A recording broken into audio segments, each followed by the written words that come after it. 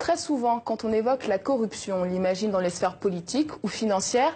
La corruption existe aussi dans les classes d'école. En RDC, Henri Mutombo, 41 ans, refuse d'assister impuissant à ce fléau. Alors il lutte avec son association pour construire et c'est une véritable guerre pédagogique. Reportage de Francine Mokoko, commenté par Emmanuel Godard. C'est un cours un peu particulier que vient donner Henri. Un cours sur la corruption qui mine les écoles et les universités. Il a créé Pour construire une ONG pour sensibiliser sur ce fléau. Ici, l'ensemble des institutions est gangréné par la corruption. Pour Henri, c'est parce qu'elle s'apprend très jeune.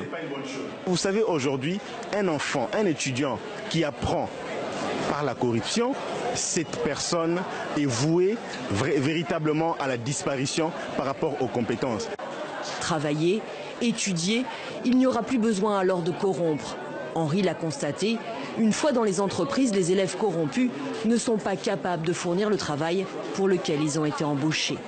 Le pays en pâtit. De plus en plus, les élèves font des propositions à leurs professeurs, de l'argent, des faveurs sexuelles pour gagner des points. On appelle cela les points sexuellement transmissibles.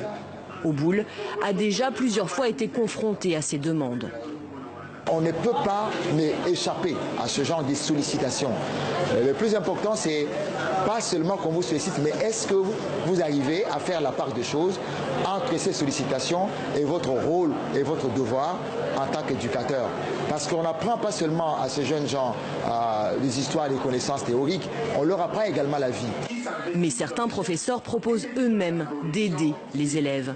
Divine en a fait les frais. Le professeur est venu un jour calmement et gentiment vers moi que la fille, tu vois, tu n'as pas de points en géographie. Est-ce qu'on peut, faire quoi? Je peux t'expliquer. Je peux m'expliquer quoi? Et tu sais ce que tu sais?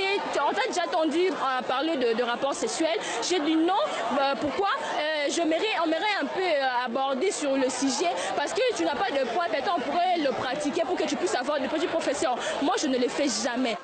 Divine en a averti ses parents et l'établissement. Le professeur a été renvoyé. Henri compte sillonner le pays pour alerter les élèves, les enseignants, mais aussi les parents qui peuvent pousser à la corruption pour voir leur progéniture réussir.